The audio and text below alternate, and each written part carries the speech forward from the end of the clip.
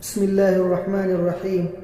نبی اکرم صلی اللہ علیہ وسلم کا وجود تمام خوبیوں اور کمالات کا جامع تھا، جو متبرک طور پر لوگوں کے مختلف طبقات میں پائے جاتے ہیں۔ آپ صلی اللہ علیہ وسلم اصابت فکر، دوربینی اور حق پسندی کا بلند مینار تھے، اور آپ صلی اللہ علیہ وسلم اخلاق کے اعلیٰ مرتبے پر فائز تھے۔ آپ صلی اللہ علیہ وسلم نے اپنی شاداب عقل اور روشن فطرت سے زندگی کے صحیفے، لوگوں کے معاملات اور جماعتوں کے احوال کا مطالعہ کیا، اور جن خرافات میں یہ سب لت پت تھے ان سے سخت بیزاری محسوس کی۔ چنانچہ آپ صلی اللہ علیہ وسلم نے ان سب سے دامن کش رہتے ہوئے پوری بصیرت کے ساتھ لوگوں کے درمیان زندگی کا سفر طے کیا، یعنی لوگوں کا جو کام اچھا ہوتا اس میں شرکت فرماتے، ورنہ اپنی مقررہ تنہائی کی طرف پلٹ جاتے۔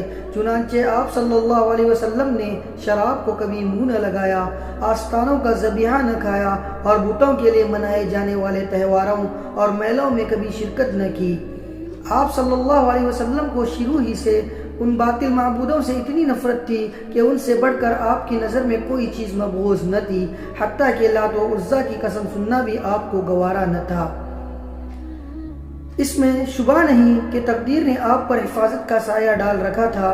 چنانچہ جب بعض دنیاوی تمتعات کے حصول کے لیے نفس کے جذبات متحرک ہوئے، یعنی بعض ناپسندیدہ رسم و رواج کی پیروی پر طبیعت آمادہ ہوئی، تو عنایت ربانی دخیل ہو کر رکاوٹ بن گئی۔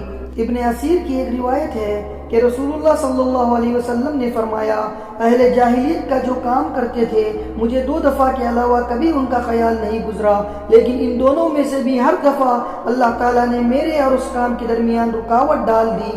اس کے بعد پھر کبھی مجھے اس کا خیال نہ گزرا، یہاں تک کہ اللہ نے مجھے اپنی پیغمبری سے مشرف فرما دیا۔ ہوا یہ کہ جو لڑکا بالائی مکے میں میرے ساتھ بکریاں چرایا کرتا تھا، اس سے ایک رات میں نے کہا، کیوں نہ تم میری بکریاں دیکھو اور میں جا کر دوسرے جوانوں کی طرح وہاں کی شبانہ قصہ گوئی کی محفل میں شرکت کر لوں۔ اس نے کہا ٹھیک ہے۔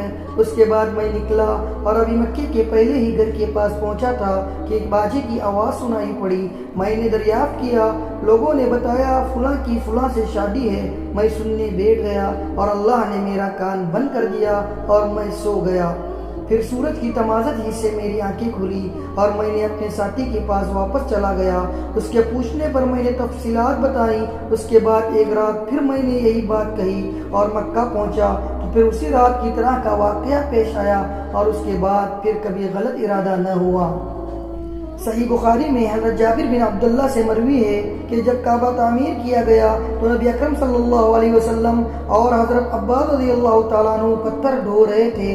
حضرت عباس رضی اللہ تعالیٰ عنہ نے نبی اکرم صلی اللہ علیہ وسلم سے کہا، اپنا تہبند اپنے کندھے پر رکھ لو، پتھر سے حفاظت رہے گی۔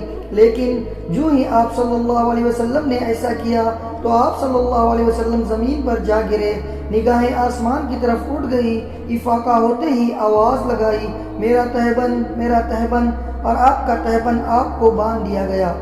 نبی اکرم صلی اللہ علیہ وسلم اپنی قوم میں شیریں کردار، فاضلانہ اخلاق اور کریمانہ عادات کے لحاظ سے ممتاز تھے۔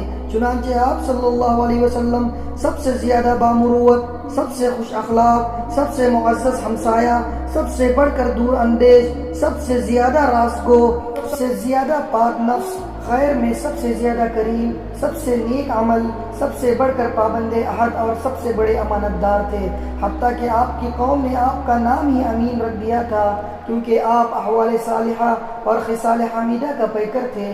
اور جیسا کہ حضرت خدیجہ رضی اللہ تعالیٰ عنہا کی شہادت ہے، آپ صلی اللہ علیہ وسلم درماندوں کا بوجھ اٹھاتے تھے، تہیدستوں کا بندوبست فرماتے تھے، مہمان کی میزبانی کرتے تھے اور مصائب حق میں اعانت فرماتے تھے۔